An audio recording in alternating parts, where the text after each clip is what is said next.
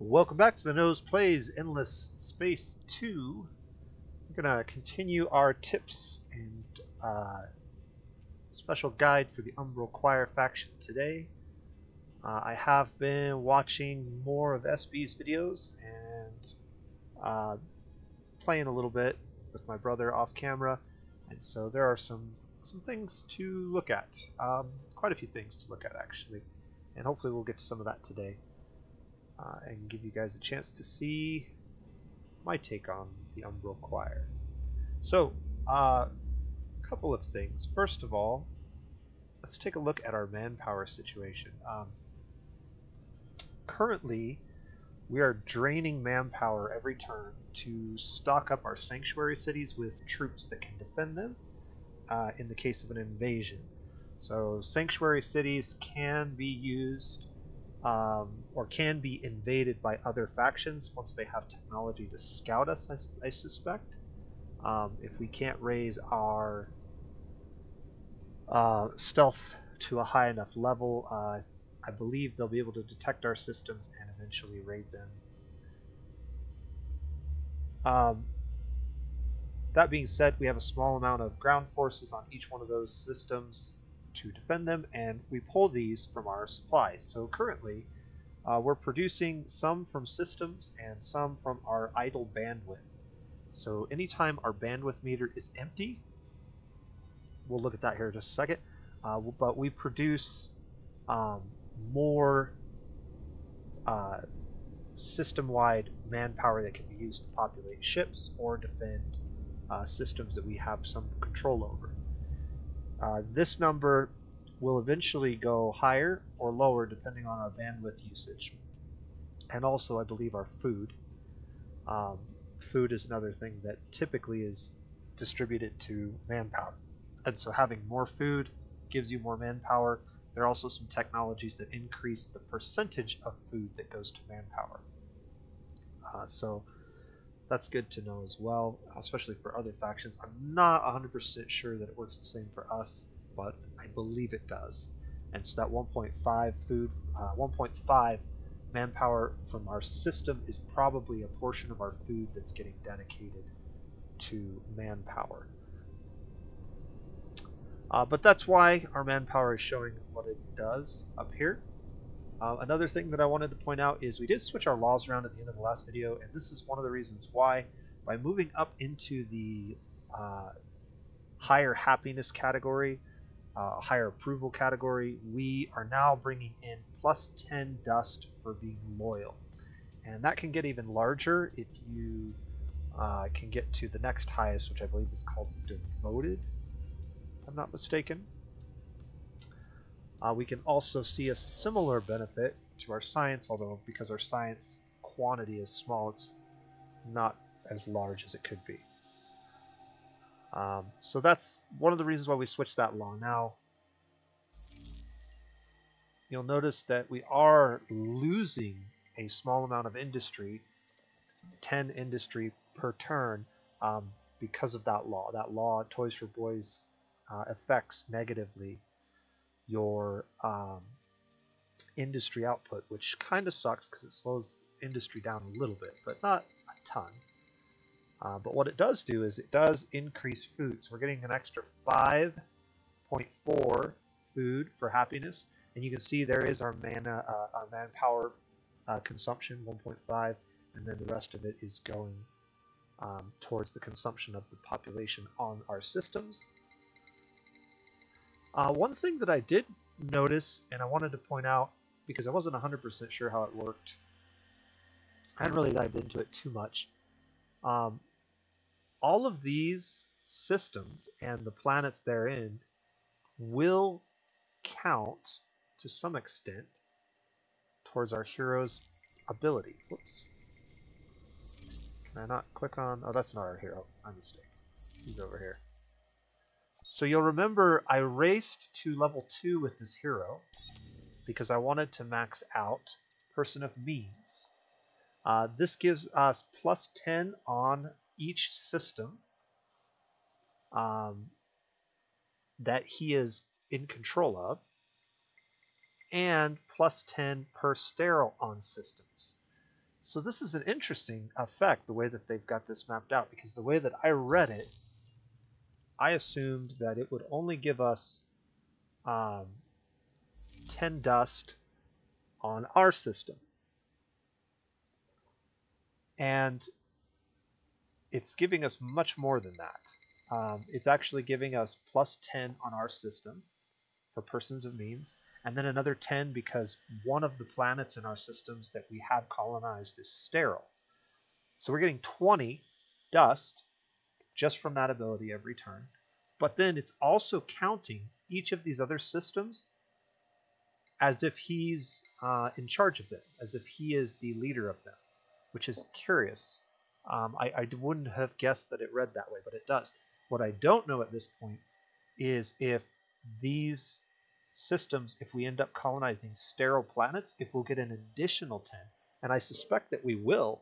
So that ability has become even more important in my mind to getting your dust economy up and running, because it not only affects your current system, which is ideal for it since all the planets in it are sterile, but it also affects every other system that you grab, and hopefully, if I'm not mistaken, every other sterile planet that you end up grabbing. So very, very interesting. Because of the systems that we have colonized, we also get to immediately start pulling the resources that we know how to mine from the planets that we have grabbed. So we're grabbing Deciduous Trees, which is more potential dust if we use that for our system development, though I do have a different plan for that. And then we're grabbing several planets that have titanium, which is how we've gotten a fairly large stack of titanium at this early point in the game. And we'll definitely be using that for some things here shortly. We can grab 2 more systems before we reach our cap, and then if we grab more after that, we'll start to have approval penalties. I already have the 2 that I'd like to grab picked out, and we'll look at those in just a second. Plasma metallurgy is the current research that we were working on, and this is basically not something that we're going to benefit from greatly in the very early parts of this game, but it will start pulling in some... Where's all my systems at? Is it this one? Nope, nope, nope. Which one was it? Oh, there it is. It will start pulling in some titanium from now. So we will be getting 2 titanium per turn, or sorry, not titanium, Hyperium. 2 Hyperium per turn once we get that tech completed. And then we will also benefit, I believe, from putting that building down. These populations on this planet might actually produce additional industry because they're on a planet, and that planet counts as part of our system. So I'm pretty sure that's how that would work if we end up sending some population over there. So that's pretty cool.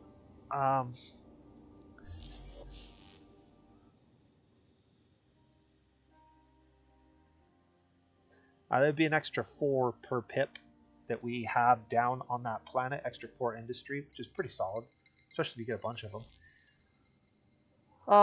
But yeah, the next 2 systems that I want to grab right now are probably these 2. This one maybe a little bit more interested in because we have Deciduous Trees and another couple of anomalies. There's tons of anomalies over here. And then this system had a couple of anomalies and a bunch of anomalies on this ocean that I'd really like to get scouted. Unfortunately, I sent my other ship this direction before I think I had this completely uncovered. So we'll probably be sending him back to do that as quickly as possible, depending on what he finds over there. And if not, we'll use this guy to come down and around and finish scouting over here, and then check the system out as well. We want to get going here because pirates are going to start landing very, very soon. And if we don't have at least an outpost on a system, then a pirate will potentially settle it. So one of these, I'm guessing, is probably going to end up being grabbed by pirates, if not another player. I'm kind of hoping maybe they grab Orion because it's less valuable. but we'll see what happens. What else did I want to talk about before we get going here? We're going to continue to run Dirty Hands Act because that's really cool. Yeah, I haven't seen any blue cap mold, so there's no point in talking about that yet. And our ships don't have any really interesting upgrades that we can use at the moment. Oh, hacking. Just to remind you where we were at, we started a hack on Orion. We are 2 turns away from having this system hacked, and then from that system we can then send a hack this way to one or both of these. So we'll see what happens. I think if we end up hacking Orion and we do end up taking it as a sanctuary, pirates will not be able to spawn on it, which means even more likely that one of these 2 systems is going to be grabbed by pirates. And so pirates are something we may have to figure out how to deal with here very soon. There's a couple of ways you can deal with them. You can negotiate with them and friend them, or you can not. Now actually, I'm not certain that we were grabbing this as a sanctuary. I think we might have been grabbing that, but I don't remember.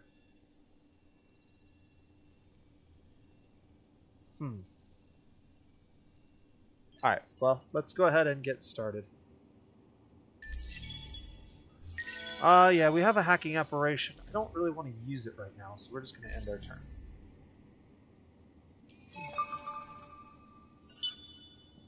Alright, everybody moves. Get a little further down this lane. Man, having a 10 movement is really cool. This would take so long for a lot of other factions to travel down that star lane. Okay, yeah, we got some more probes. Let's go ahead and get another one of these figured out. Red Sang, okay.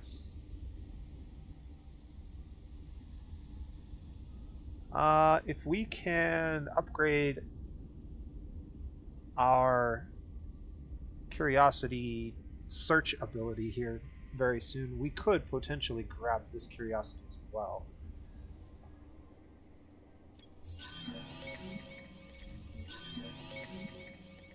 Red Sang's actually a really good 20 turns extra food. That'll help. That should increase our manpower output slightly. Yep.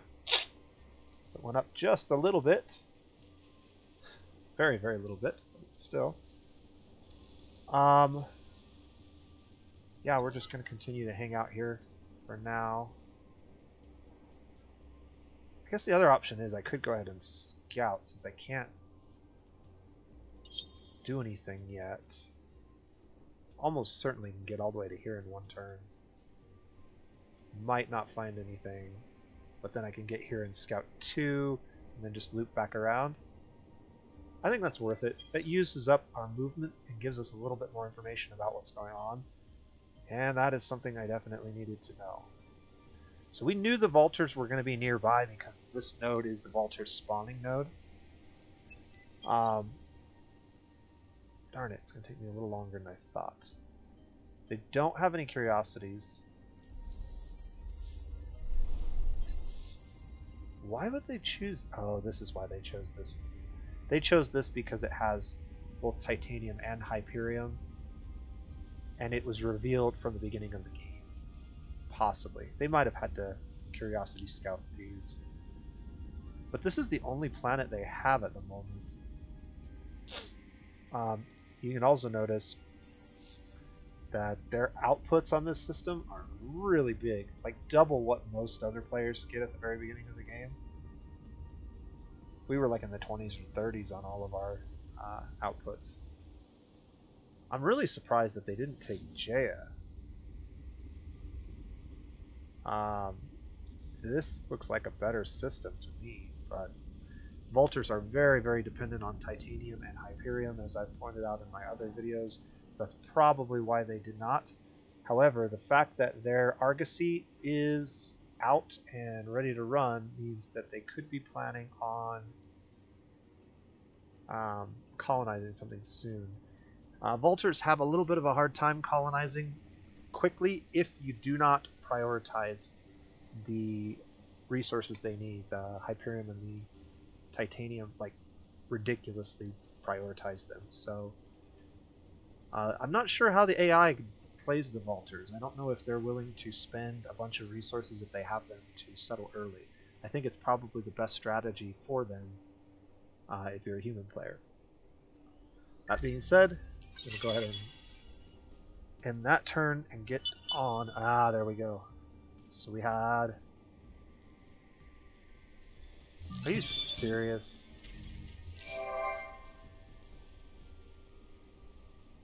Okay, this is something we're going to want to look at very, very soon.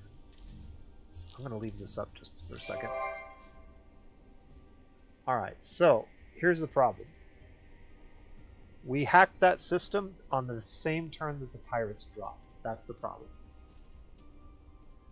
The good news is we're not wasting our action at this point. The bad news is we have pirates really close to us. But I still think I prefer to have pirates close to us. Create a hidden backdoor which allows new hacking operations from this node and grants increased hacking speed on neighboring nodes. I think that's what we want to do. We want to be able to bypass the pirates, and so we're going to talk a little bit about some of those abilities that we didn't get to in the last game. Just out of curiosity, sabotage their supplies, which increases the number of turns and reduces the pirates' ability to have good ships. Improve relations with pirates. I don't know that I want to do that. Eavesdrop on the pirates. Reduce diplomacy cost for 5 turns. That would allow us to feed them a lot of dust and make them really good friends.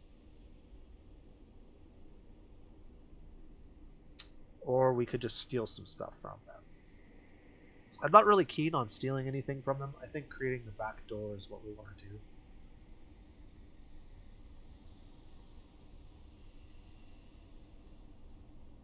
Or not.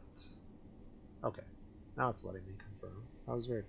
I had to like switch it before it would let me click this button. Alright, let's create the back door. Oh, that's what a back door looks like, huh?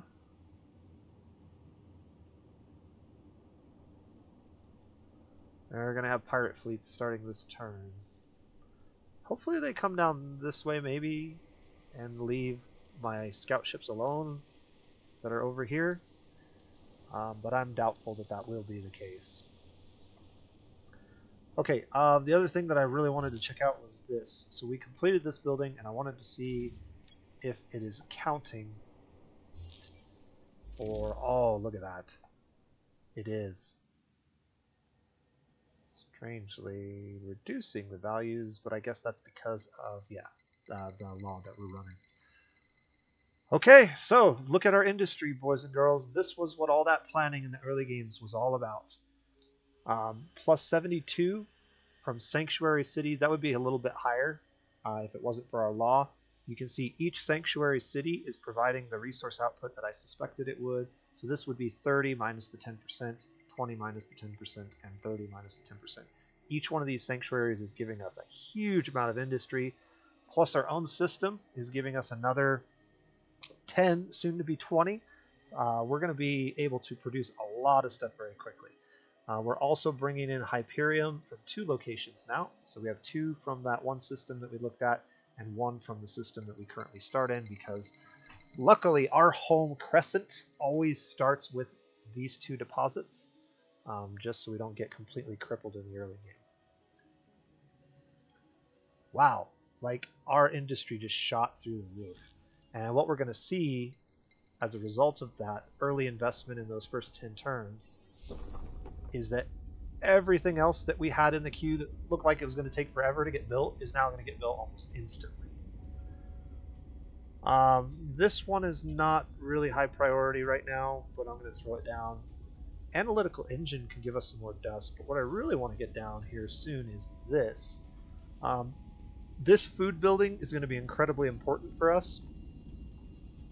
It's going to allow us to greatly increase the amount of food that we're able to produce as an empire. And since, as far as I can tell, we do not really get minor factions, pretty much all of our population are going to be the original empire population. So much like what Horatio can do, this building can be extremely effective, but even more so because I have a feeling that this is going to affect every single sanctuary Pip's population boost as well. So all of our sanctuary cities that we send our population to may also benefit from this building. That's something I haven't verified yet, but I believe that would be the way it works, considering how this system seems to have worked so far.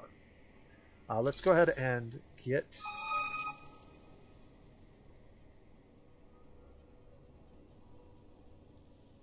our ships moving, and we have one probe that I could launch out, and I think I'm going to go ahead and launch it like this way, just to see if we can't scout what's at the end of that lane before actually traveling there. And then we'll zippity-doo-dah over here and grab a couple of these and then move back around and start finishing up grabbing those. We found another pirate. We have 3 probes.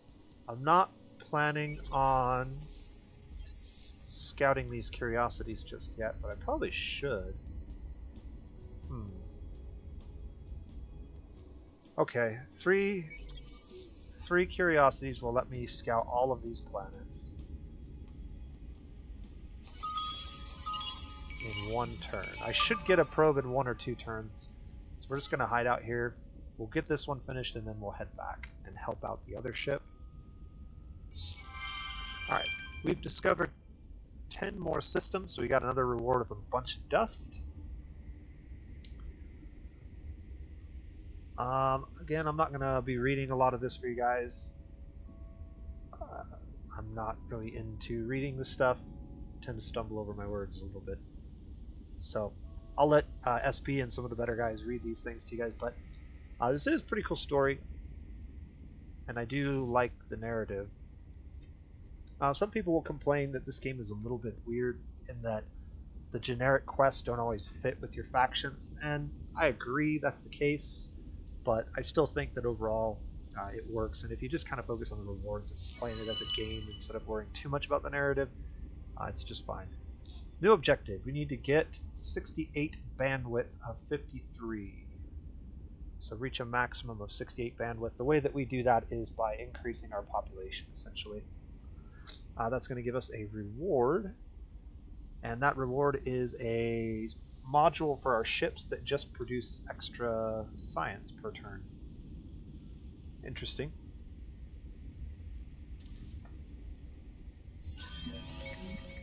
Eden incense has been discovered, and we got a small cache of it, and more deciduous trees, and more Eden incense. Okay.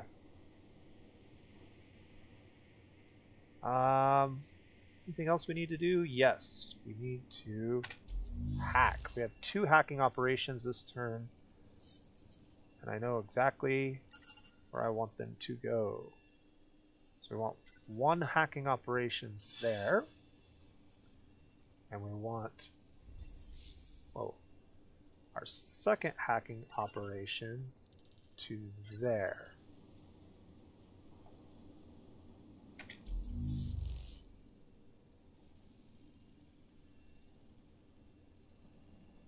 Is it not going to let me do that?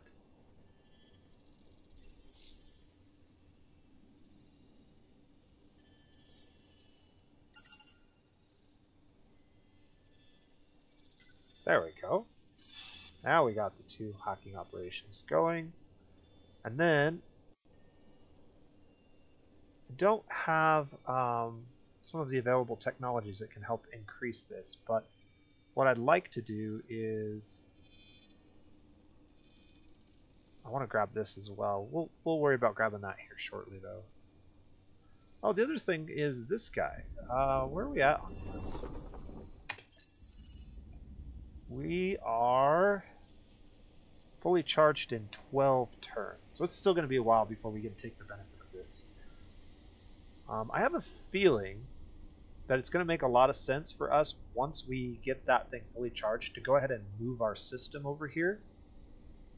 And the reason for that is going to be that because we have a hacking beacon on it, I think if we move our system here... Let me think about this. Click to instantly migrate your home to this node. All other beacons will be destroyed. You will suffer a penalty. Improvements will be lost as the beacon is not fully charged. I'm pretty sure if we travel to this system that the migration beacon gets destroyed. Whereas if we leave it there, we get to collect the resources from this. So maybe we don't want to move. Moving might be bad.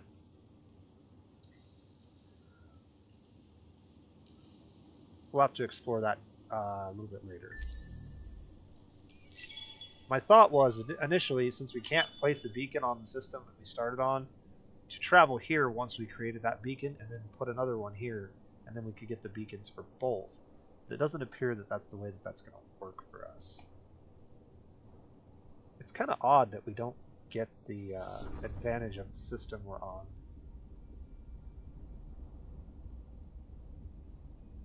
Because it's clearly not showing up anywhere. I mean, we were looking at it before. We definitely weren't getting that 50 at the early part of the game. Let's go ahead and get our ships moving. And you've got one probe that you can launch on here. And let's go ahead and get you moving because it takes a couple turns to get some probes up anyways. And you have a probe. Get that down. And that's all 4 of those. And then we can get you moving.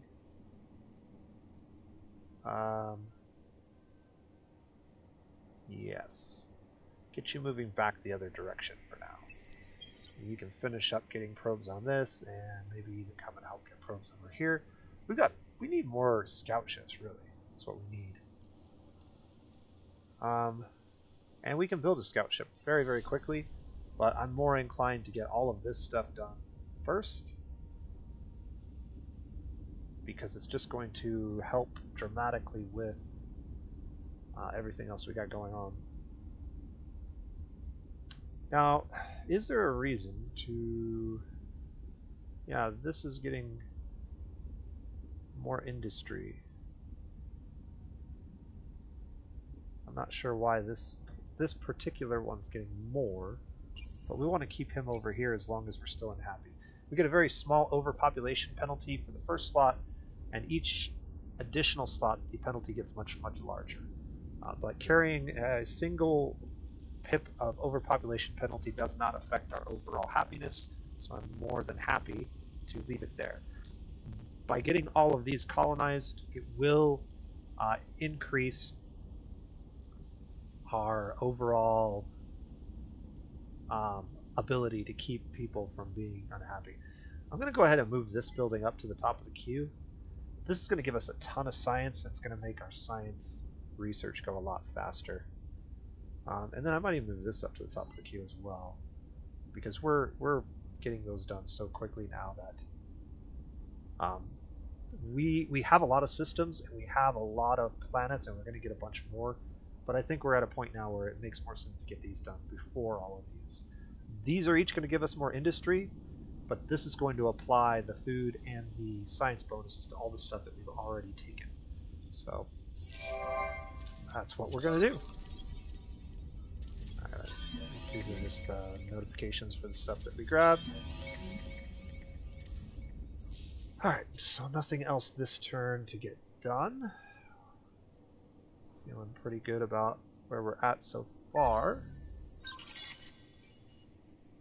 The rule of thumb with your ships and with scouting nodes and stuff like this is it's always a good idea if you have the ability to utilize your movement every single turn as a scout, as well as utilize all your probes.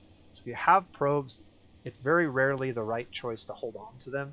You're almost always better off sending them out, even if it's just out into deep space to uncover, because every once in a while you'll hit something like this. This is the first one I think we've seen in this game. There are these little systems. Sometimes they have planets that you can inhabit, sometimes they're just special nodes like this black hole. But they're floating out here in the middle of space that are not attached to any part of a constellation.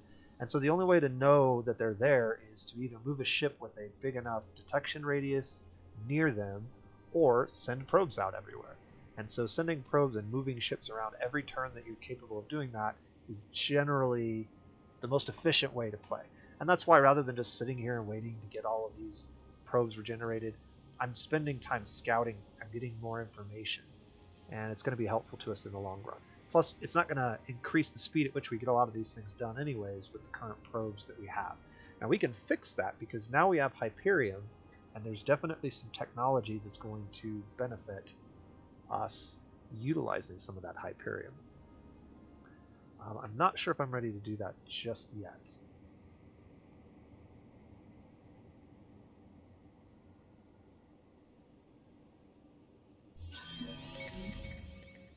Let's go ahead and get these ships moving. So we got one probe. Oh. Did I go the wrong way? Well, that's interesting. So unfortunately that probe we launched showed us that this is another long lane.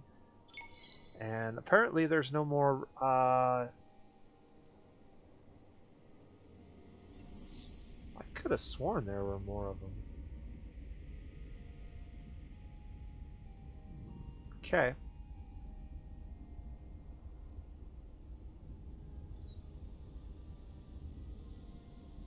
We'll get a probe in one turn. I can't get anywhere new in one turn, so this is a situation where I'm going to wait. And then since we already know that this is going to be completely uncovered by then, we're just going to direct this guy to that location for now. And get those taken care of. And I don't think there's much else we can do just yet. Let's check the status of our hacking. So we're currently hacking this. 2 turns remaining. And then again, as soon as we get those 2 systems, we'll be at our cap of 6. And if I'm not mistaken, both of these are pretty good planets for us, because this planet is fertile and temperate, and this planet is fertile and temperate. So we're going to get massive bonuses for getting both of those sanctuaried. Now the problem is there's a very good chance that a Vulture player may try to colonize these, and so that will kind of, we'll have to figure out exactly how that works. We may start shipping a bunch of our population over there trying to get sleepers down. I believe that's what will happen if we have population on a system that somebody else tries to colonize, but we'll learn that together.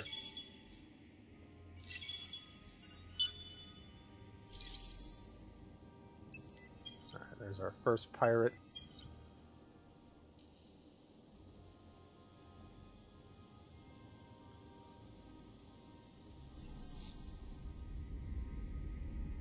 Oh, this is the one we can't research. Okay. Well, in that case, let's take a look at how we fix that. So, this is something I haven't talked about yet that we probably should talk about, and that is the tech tree and these branches.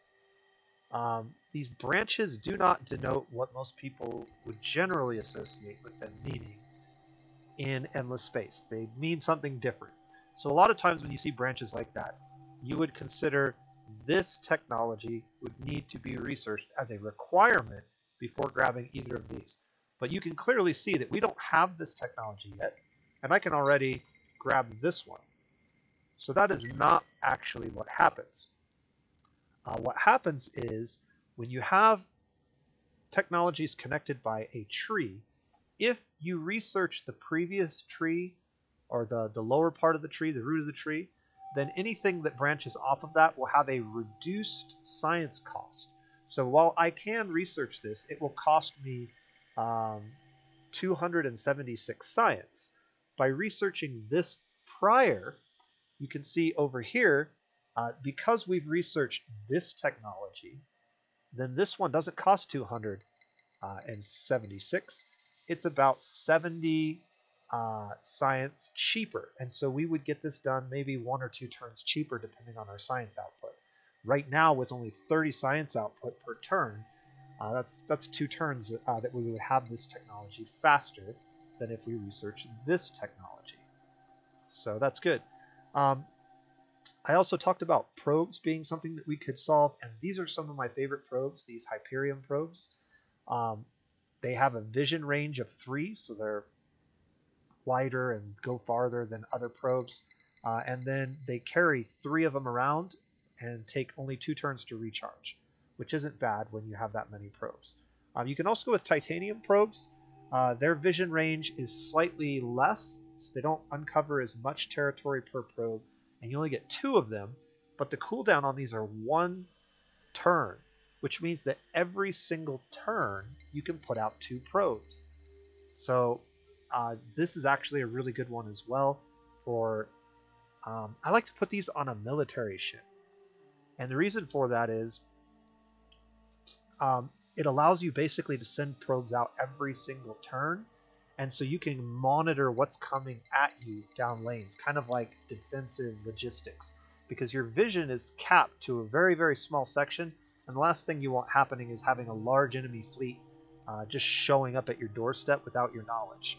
So having a military ship with at least one of these basically allows you to send a probe out 2 lanes every single turn, so that you constantly have vision of that lane and what's potentially coming your way.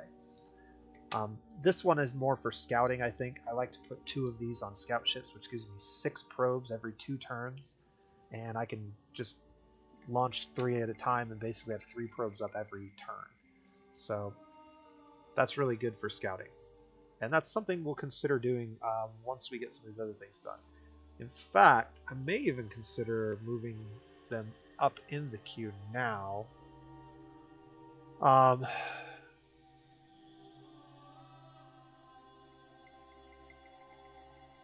But I got to think about that.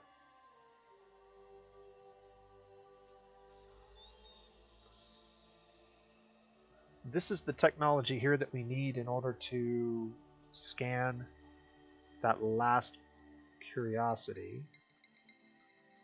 And that's something we could do right away. If I grab this here, how many turns is that going to take? 10 turns, and it pushes these back. I think that I'm going to go ahead and do this anyways. Getting part of the research done for something and not completing it, as long as you don't clear it from your queue, you'll keep that research that you've done, and so it won't actually reset it. So moving these things around is an important part of the game. You always want to have stuff coming out of your science queue that are things that you can use immediately. And technically, we could build this, but we can't really build it immediately. And we could use the dust buyout, but I think getting this technology done quicker is going to be more beneficial. The other thing that's going to happen is because I moved that science building up in the queue, we're going to get a massive bonus to our science. We're going to get more than triple this amount here. So this is probably only going to take 3 or 4 turns in the long run.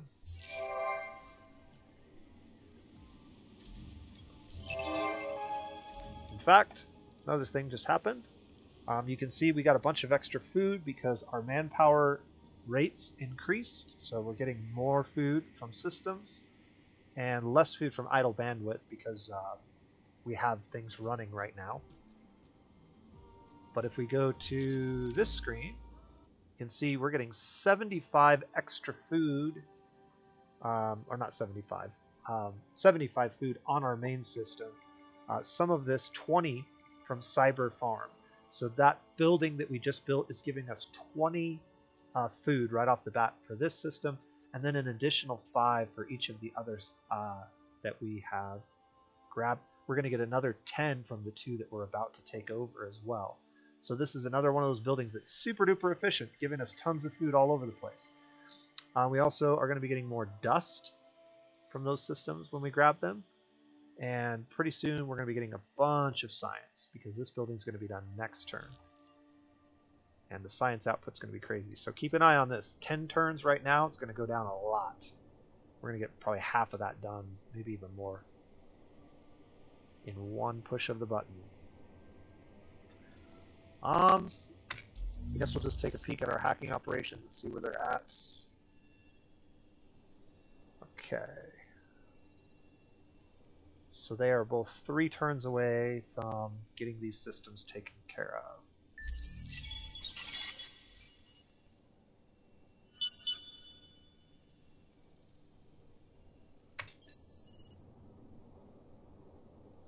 Alright, we have another election coming up. The Scientist Party is starting to get pretty big. The Ecology Party is getting a lot of attention as well. I'm not sure what actions we're doing every turn that are affecting the ecology. Constructing civilian vessels, assigning fleets, recruiting college heroes, building food generating construction. That would be what it was that triggered that buff to that. We're going to be building a science one. That just recently increased that. So it looks like to keep the pacifists in power, we may have to put our approval behind them, but we'll see. Alright, that's been completed now. Let's go back to the screen. You can see, woo-wee, look at all that science. So this went up to 125, then 30 from here, 20 from here, 30 from here. And now Baronic Shielding is only going to take 2 turns. So again, this is a very snowball-y type of play where you get that industry building down and you get as much of this other stuff taken care of as you can, and then boom, everything else just starts to snowball really, really well for you. We're going to just continue with all of these. I wonder if I can get this done in 1 turn. I can. So we're going to go ahead and do this in 1 turn. 15 science and 15 dust is probably worth... Well, it's not going to be worth as much as what we get from this. This is 10 industry, 10 dust, 5 food, 10 science, or 10, yeah, no, we're gonna get these done first. So remember, each one of these that we colonize is going to be giving us 10 dust from our hero, 10 industry from our industry thing, 10 food from our food building, 10 science from our science building. Once you get those core buildings down, these become so much more efficient, and colonizing the rest of the planets and systems that we have sanctuaries on is going to be the next thing that we're going to try to do once we get a little deeper into the science tree. We've also searched a lot of curiosities at this point. The upkeep on this building is 6 dust per turn, so you actually have to have a minimum of 7 curiosities before this is even netting you anything. But in my experience, you can easily get 30, 40, 50, even 60 curiosities uncovered if you really dedicate to scouting the entire system quickly before other players get them all uncovered. And if you do that, this building can be worth a lot for a very minor cost. You know, just like 1 or 2 turns, 4 turns of our current level of industry. So that's something we could consider. The other thing we could consider building is this. And that's going to take us 14 turns, but that might get shaved down a little bit if we wait just a few.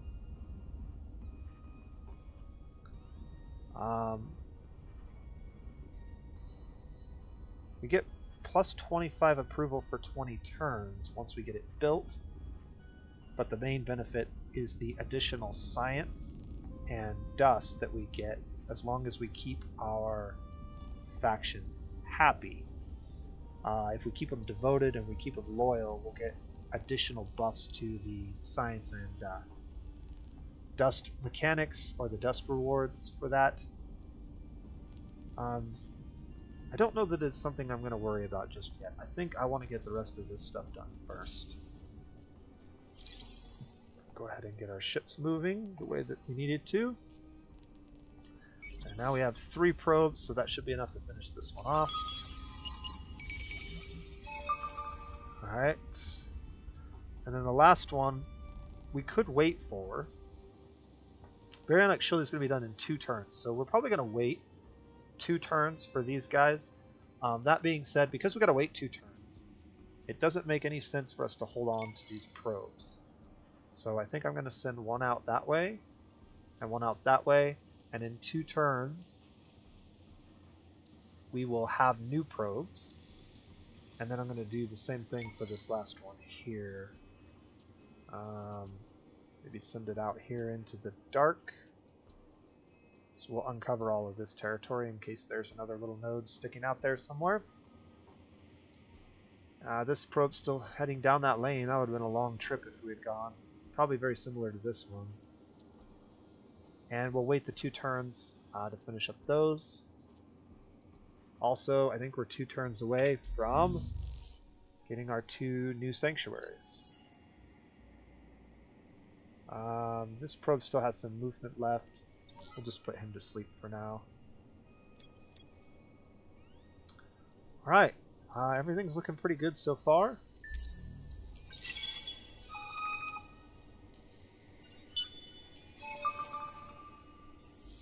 Alright, so another one of these is down, and if we come back over here, you can see all of our rates went up.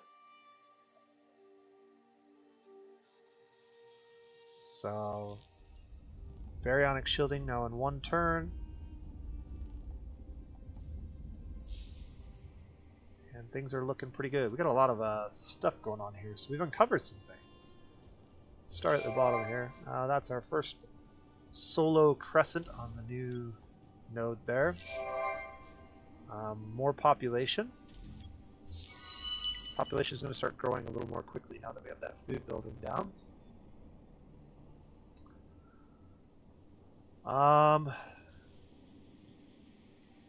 Reward. Rumor of an Academy. Okay, so this is the Academy Award. If you explore 5 curiosities, atmospheric curiosities, you'll get a reward. This is a group quest, so cooperative quest. Everybody's involved. Whoever gets the most of those 5 can get a big reward. If everybody ties and everybody gets 1, then everybody gets that. So as long as you get at least 1, you're in the running to maybe get a reward. But if you can get 2 or 3, you're almost guaranteed to get the top reward. So that's good. We discovered a endless planet. Oh, okay. Looks like we finally see the beginnings of a 2nd constellation. I don't believe that this constellation is part of ours, although it still could be. It looks like this goes out and could come over and back down. But Overus, let's take a look at this.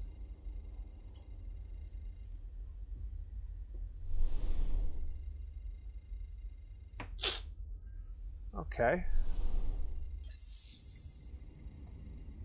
Tor is actually a tundra, a tiny tundra. So the thing about endless planets have really, really large amounts of resources comparative to other planets. The fact that this is a tiny planet kind of sucks. So endless planets are pretty much always the same. They have unique names, they have unique types that I don't believe change. So Tor will always be a tundra planet, and it will always have the same resource outputs that it has right now. But it will vary in size. So you could have a large, a tiny, a medium. That is completely random. Unfortunately, this is a tiny one. And so there's only going to be a very limited number of population slots. But I believe being an endless planet, you get an extra one. Maybe. I think the endless planets have slightly increased population. I'm thinking that solely because tiny planets don't typically have 5 population slots, and this one clearly says max population of 5. So I'm not sure what's going on there. I have a feeling it's probably like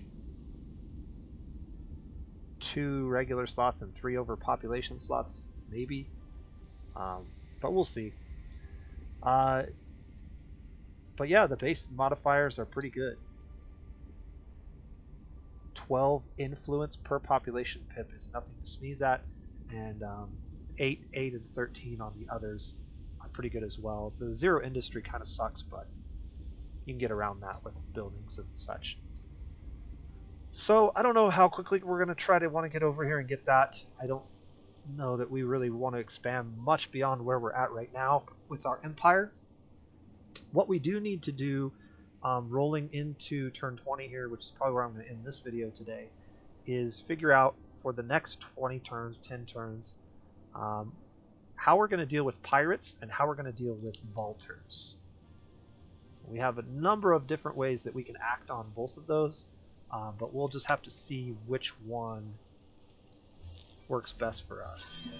The Ameba are one of my favorite factions of all time. Ameba were added, I don't remember which expansion or patch they were added in, but they were added maybe with the Vaulters expansion. It was a very late addition to the game, if I'm not mistaken. But the Ameba were one of the coolest factions that you could play in Endless Space 1. So if you've never played Endless Space 1, unfortunately, you may have missed a fantastic opportunity, because there was an announcement that was made last week where anybody could play Endless Space 2 and Endless Space 1 for free. Endless Legend, I think, was for free as well, for the weekend. It was a free download. You could play it. But if you linked your Endless Space 1 to your Games Together Amplitude Forums account, they would give it to you for free if you didn't already own it. Now, I have already owned it for a number of years now. But it's a pretty good game. It's definitely not as complex as Endless Space 2 and not as pretty, although the reason that I bought it was just gorgeous. Total Biscuit did a review of it a long time ago, and it was a really good review. I kept it in my wish list for a while, and finally, when it was on sale for like $10 or $5 or something ridiculously cheap, I picked it up and I was very happy with it. It took me a while to get the hang of it, but once you learn how to play the game, the Endless games are all just fantastic. They're just so rich and deep. It's like reading a 500-page novel as opposed to a 100-page choose your own adventure like a lot of games. So just a lot of good material. But the Ameba were one of the races in that game, and they were really cool. One of my favorites. I liked playing with them. I'm glad that they made it into this game, even if they didn't make it as a core faction. So we're going to go ahead and start negotiations with this. They have already been met by the Vaulters, and they do provide some food output, some extra food to your system, which is pretty neat. Significant amount of food, actually. So, we don't have the ability to talk to them yet, but we might find a way to deal with them, to get them on our side here pretty soon. 2 more systems have been grabbed. Coming over here, and you can see... Well, no, they haven't been grabbed yet, have they? Oh, the Vaulters beat us to it. Okay. Well, that was one thing that I was afraid of. Man, we were just 1 turn away from that. So our hacking operation is still going to take place. I don't know how our hacking operation changes if the Vaulters have already taken this. Unfortunately, they've taken the one spot that we were going to be able to colonize, so now we're not going to be able to colonize it anymore, I don't think. But this will be a good opportunity to see what happens when you're trying to raise somebody for a colonization and they beat you to it. We will get this one next turn, which is great. That puts us in really close proximity to the Vaulters, where we can cause all kinds of havoc on them if we want. Or maybe something else. And our ships have some movement left over. Probe. And we needed that probe to search this, but we are 1 turn away from Baronic Shielding. So next turn we can go ahead and search this, and then we can move our ship off and take a look around. I'm going to go ahead and save this probe.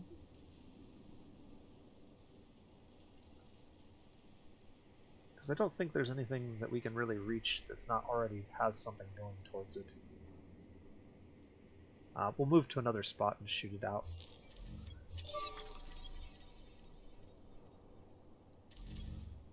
That's really unfortunate. What do I want to do? So I have a couple of options. I could send him up this way and finish scouting this lane. And what I'll probably do with this guy is send him this direction and scout this lane. Because we want to continue to reach out. We do still have the ability to search this, which I think we should do. That's really unfortunate that they took that from us. I don't think we're going to be able to outrace them to it. How many turns is it going to take them to get that? Does it tell me somewhere?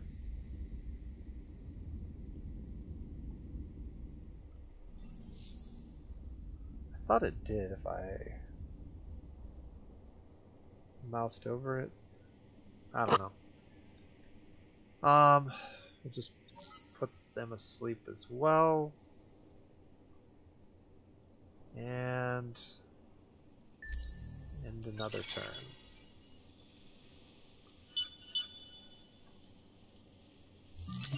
Okay, so we now have Baronic Shielding. This is going to give us an offensive hacking program which takes up bandwidth, gives us a cool effect. In this case, reduces the cost on hacking programs, the piggyback. This isn't the cool effect I was thinking of. I thought we got the one with the accelerator. It was a different tech. So basically, if you're running a whole bunch of hacking, this will cost you 15%, but it's minus 30% to bandwidth cost, which I think will actually apply to that 15 as well. So it's only actually going to cost you 10. And then if you're running programs that you're running a lot of programs, you can actually run more of them with this in effect eventually. This also gives us advanced scanners, which is really important. Warp drives, which unlocks free movement, which means we can actually get over to Tor if we wanted to through free movement, and Savannah as a colonization opportunity. I don't know if any of our systems had a Savannah. It doesn't look like it, because if it did, it would show up as a solid bubble instead of an empty one. Yeah, so none of these had a Savannah, unfortunately. Okay.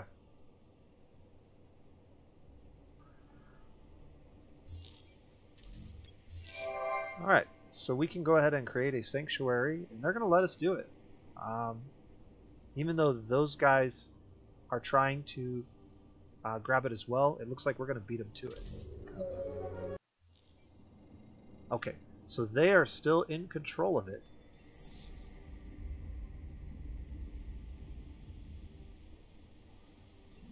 Weird.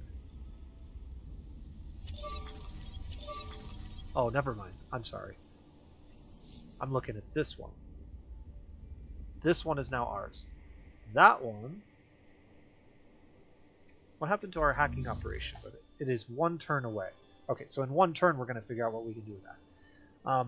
That being said, we do have a hacking operation that we can run right now. And what I think I would like to do is put another beacon on this. Because that is an extra 25 dust per turn and some health regeneration on ships in orbit or in hangars. Now I don't know if this effect applies to all of our sanctuaries, but I believe it will at the very least apply to our home system. And also additional repair. So interesting. So I have a couple of options. I could go ahead and start hacking to this. Or I could hack the vaulters.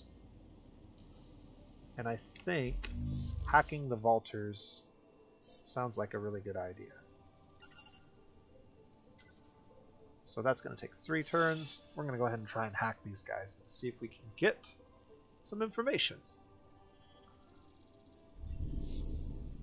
We can only get a little bit of information. But see if we can get some more. Maybe even do something sneaky like put a sleeper over there. Alright, this guy also had his probe now. We can scout this. And we've actually uncovered some new ones. Whoa.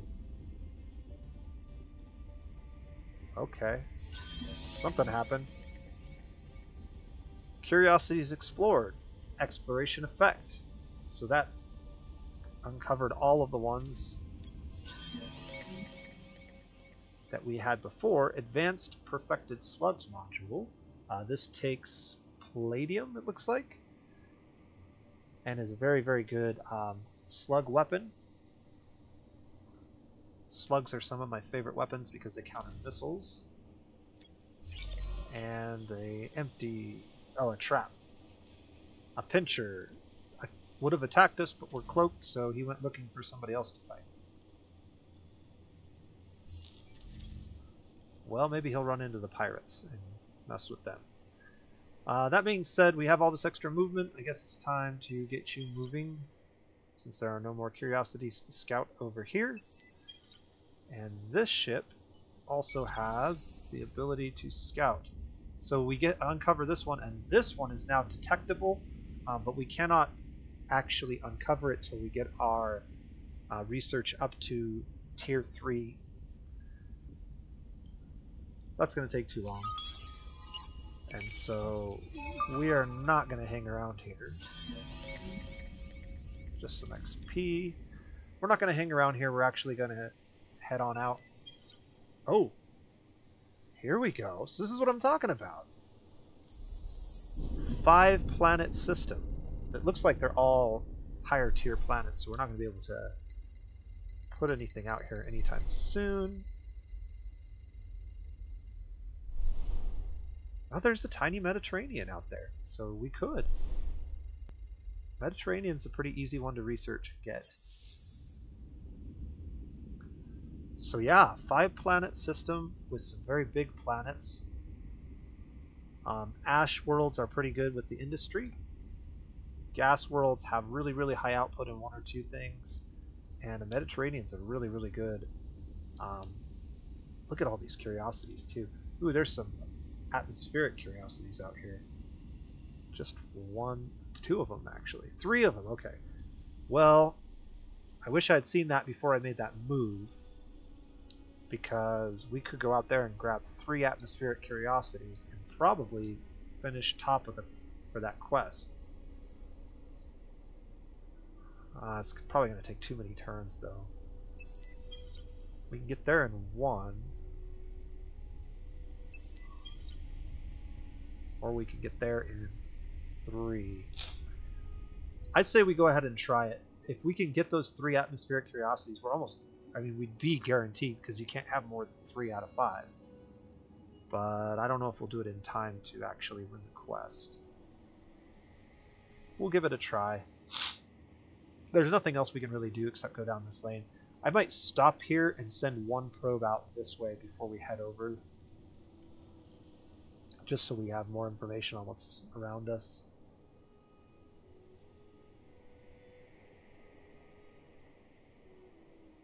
Alright, we're about to get multi-thread management, and then we'll go ahead and get the galactic stuff that we needed. We need 2 more sciences in this tier in order to unlock the ability to search that curiosity.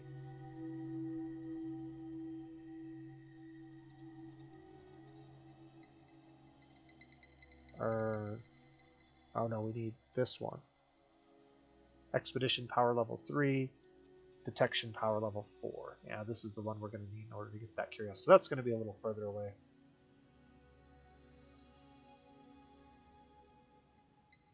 Alright, we are going to have to figure out what we're going to do here, but I think I'm going to save that for the next video, because we'll be several turns away before we even get done with what we have in the queue.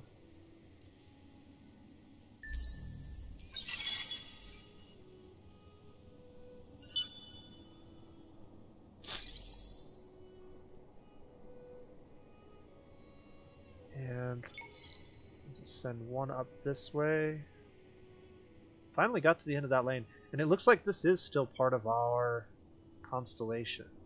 In fact, if I send this out here like that, we'll uncover that for sure.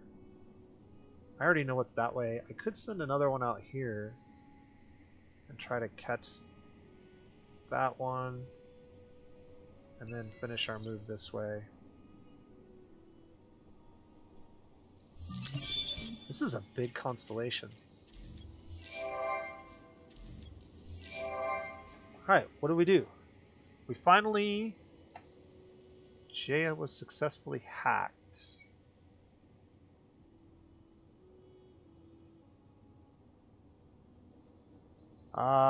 Create a backdoor which allows new hacking operations from this node, grants increasing hacking speed on neighboring nodes.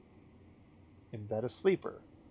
One population will become an unwitting sleeper for your cause.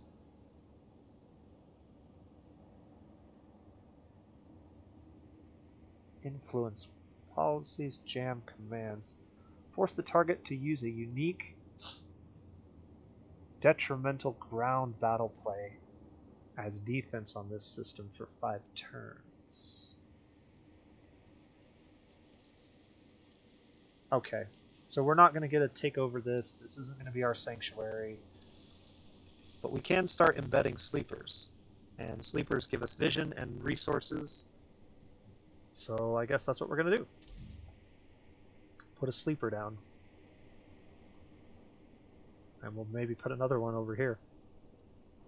Just start putting lots of spies inside of their territories. So that's unfortunate. If somebody puts an outpost down before you finish your hack to a system, they will get it before you do. Once your hack completes, you'll still be able to take some actions against them, but it does not actually override. It doesn't win the colony for us. And actually, I'm mistaken. This isn't an outpost. Because Vultures don't use outposts. They literally just took the system. So this system actually is completely Vultures. So where's our sleeper at? Oh, there he is. This population is a sleeper. They will provide their owner with vision on the system, knowledge of the contents of the construction queue and hangar, and some economic bonuses. So where can I find sleeper? Sleeper bonuses. I mean, we can see their outputs on their system are pretty good. And remember, Vultures get a massive benefit every time they colonize a planet called the Golden Age, which resets with each time they do it. So you can actually, I think it even stacks, if I'm not mistaken. I'm not sure if they've ever changed that. Used to be if you could turn around Argosy colonizations quick enough by using Hyperium and Titanium, you could actually get it to stack. And so you would get plus 50 for your second one, but the timers don't reset. So I think it's like 10 turns, and so you'd get plus 50 for like the last 3 turns of the one previous, and then you'd have 25 going forward after that for 7 more turns because the other one still had 7 turns left on its timer. I really like the Vultures. They're my favorite faction in the entire Endless series. And I think they were done really well in this game in particular. Alright, there's not much else showing that we can get done right now. We do have a new hack though. So what is it that we want to hack?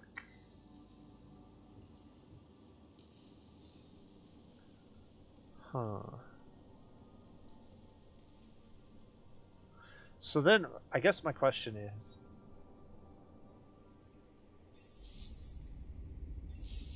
what's going to happen to this system if somebody tries to put an outpost on it? And because the Vultures don't do outposts because they literally just colonize over the top of the system, what's going to happen if the Argosy tries to take this?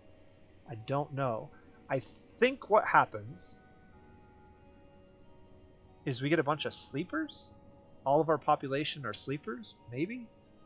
But I'm not certain on that, and that's something I guess we'll just have to see when it happens.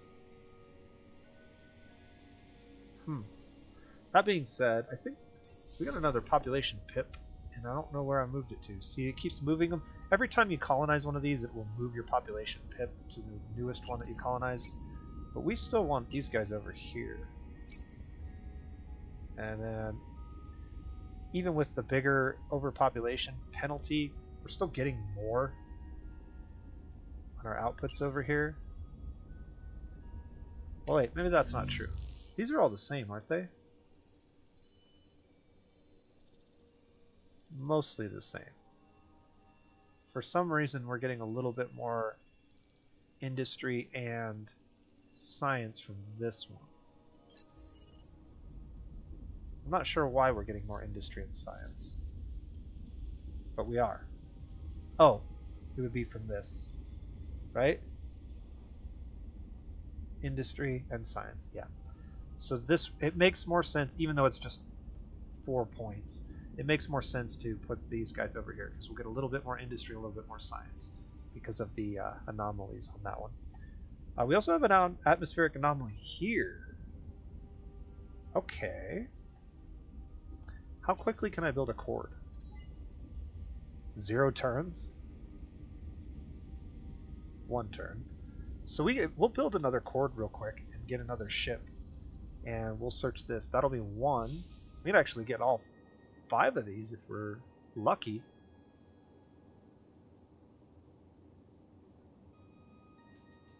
For that quest. I still have to decide what I'm hacking, right? I never did figure that out. Huh. Well, my guess is the best hack is going to be from there to there. Right? It says that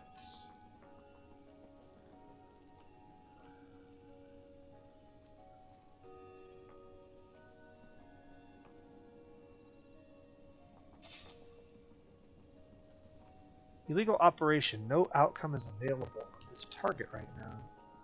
Huh. Usually you can hack to special nodes. Like that. I could hack to that special node and put a beacon out there. I could actually hack to Hercules. We could put another sanctuary out there since we didn't get the one that we wanted to. Yes. Okay. So we're going to hack. Oh, we can't do it yet. Okay. I know why. It's because we need this technology. 2 turns. It's going to take 2 turns. All right. So 2 turns. We can create another hack. So what can we do with the hack until then? Do we have a better hack that I can do? That only take 2 turns?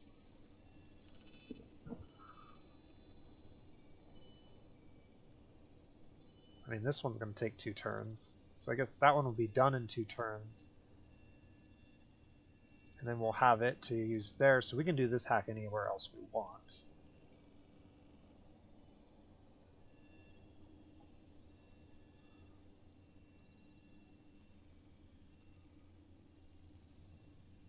I don't know.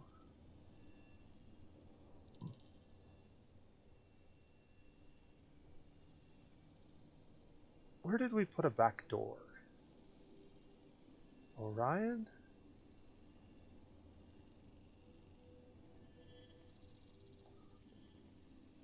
Yeah, there's a back door in Orion. +5 hacking speed on nearby nodes. I'm guessing nearby means ones that are connected. This actually has a cost of bandwidth, so putting a lot of backdoors down is not a good idea.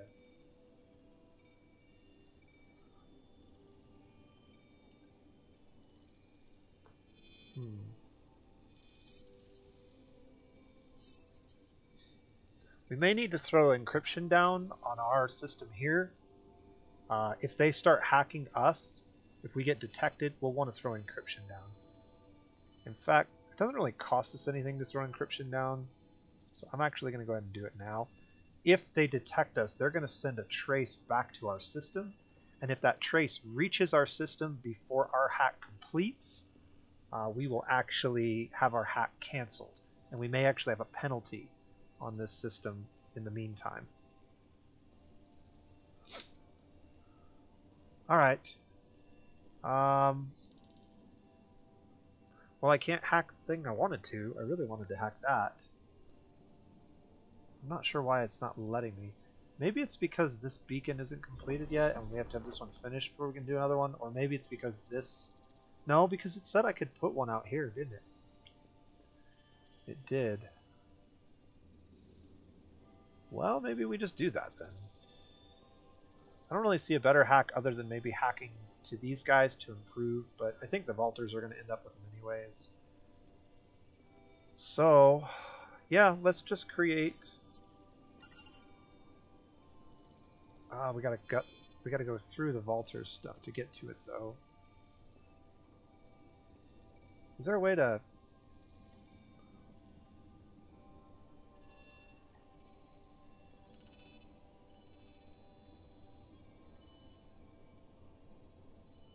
Yeah, there's no way to bypass the vaulters territory to get to that at the moment. Huh. I mean, we could hack to Novarus, but we would have to cut through these guys' territory. So the thing is, anytime you cut through a territory that is owned by somebody else, there is a chance that they will trace your activity and try to shut you down. So anytime you go through somebody else's territory without a back door. Now, if you can get there and establish a back door, then you can get through, or you can cut through without being detected by them. But until then, ooh.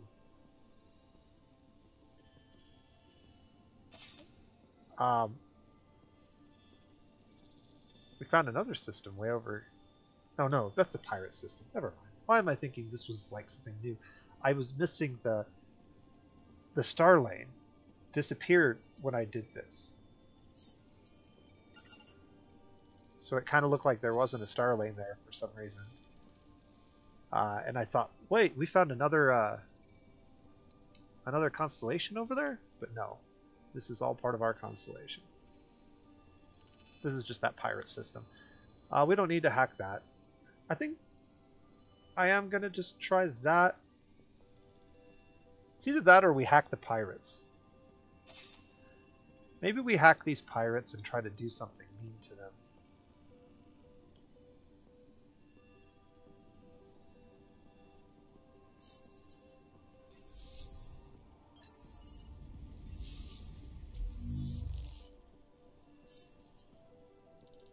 So I can't establish hacks on these. I could establish a hack from here, but I have no reason to.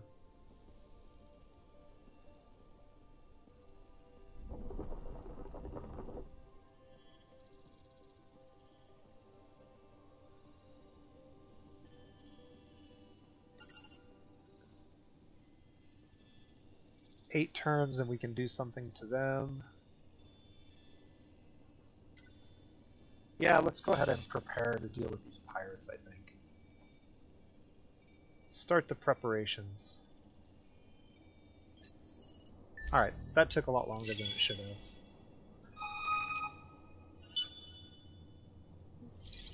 This is going to be the last turn of this video, I believe.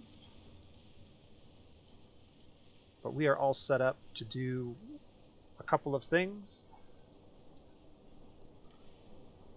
So we've got our chord. We've got our Umbral Choir. 5 of 16 now. And we've got a new quest. Investigate 10 curiosities. Well, yeah, that's going to be easy to do. And it's going to give us basically infinite probe cooldown. So all probes will basically in one turn. Yeah, so basically this gives all probes a 1 turn cooldown. I don't know how useful that is. It takes up a whole other slot to give a probe a 1 turn cooldown.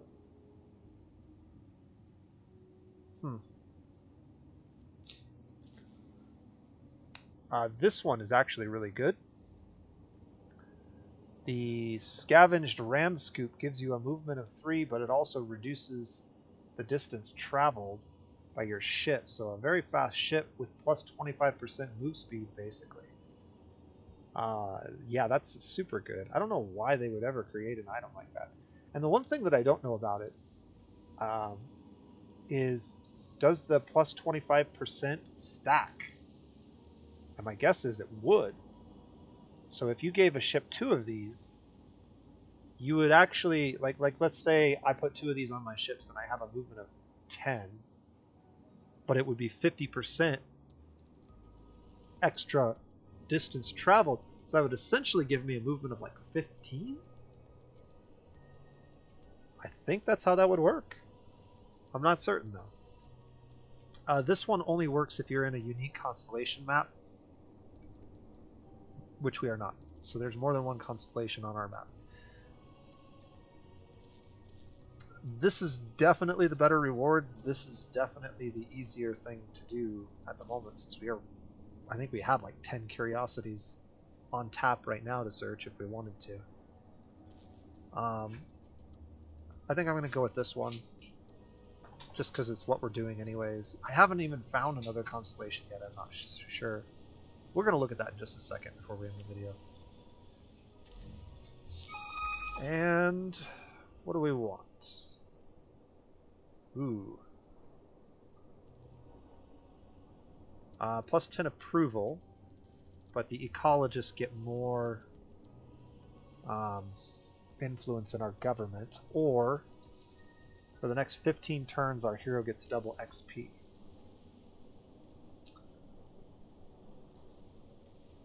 That's a tough one.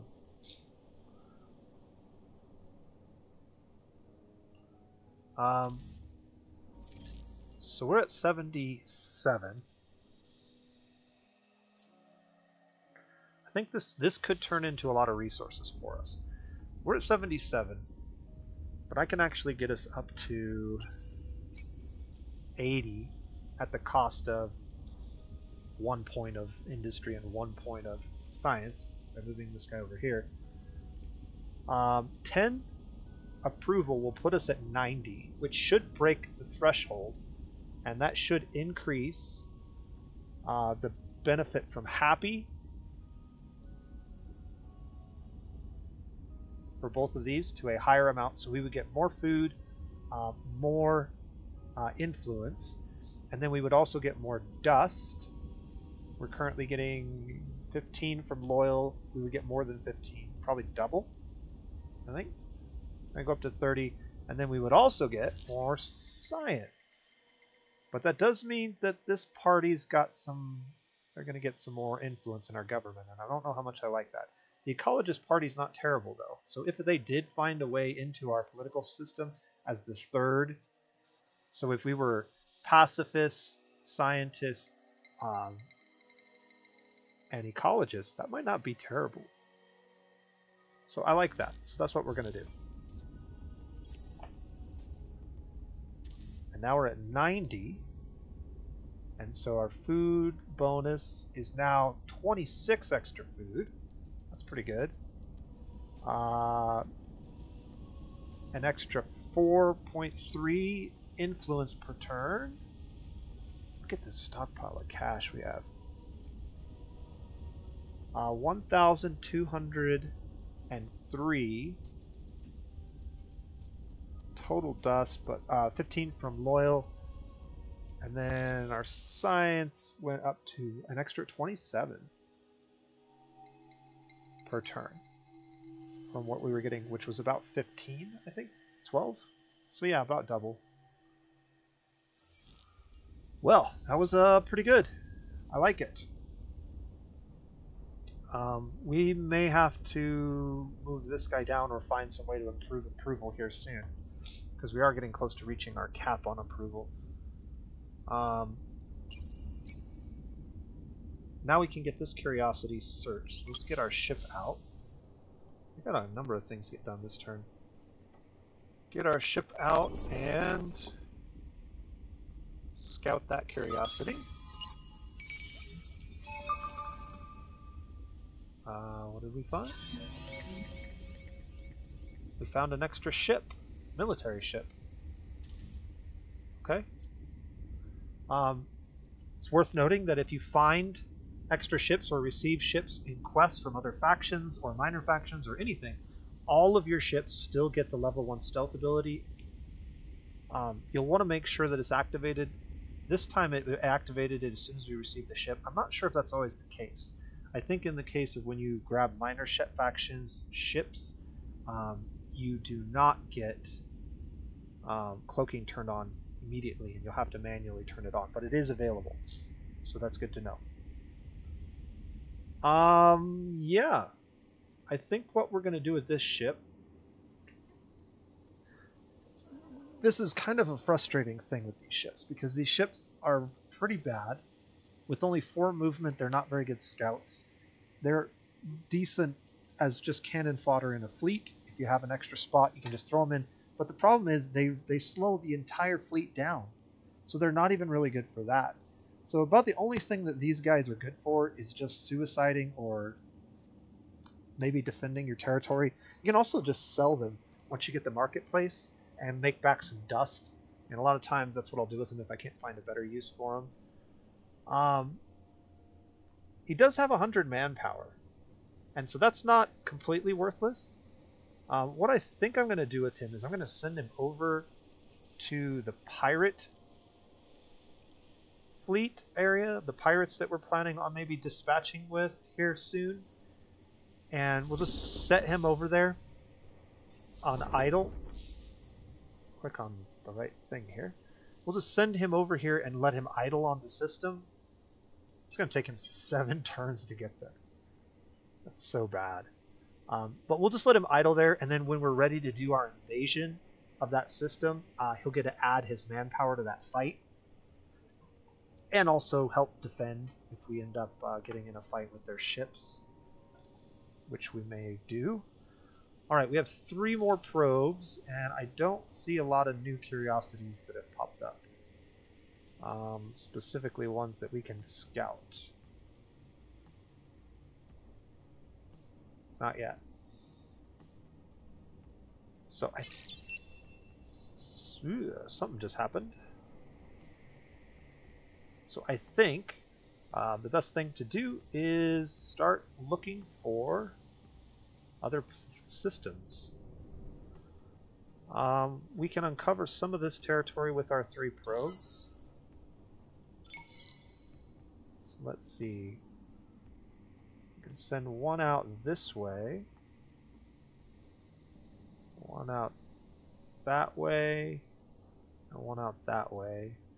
That'll uncover that, and then maybe we head over here and start sending out probes this way. Or we could just wait here. I think we'll head over to this spot and send out probes this direction with that ship next, and just kind of keep scouting this empty territory as much as we can. Alright, what do we got for this? So this will be completed in 1 turn, this will be completed in 7. We'll probably just put another sleeper over here. And that's pretty much it for now. So I hope you guys are enjoying the series and learning something with me. If you have any pointers or tips, things that I'm missing, please point them out in the comment section below for other viewers. And we'll see you next time. This has been The Nose Plays. You guys have a great day.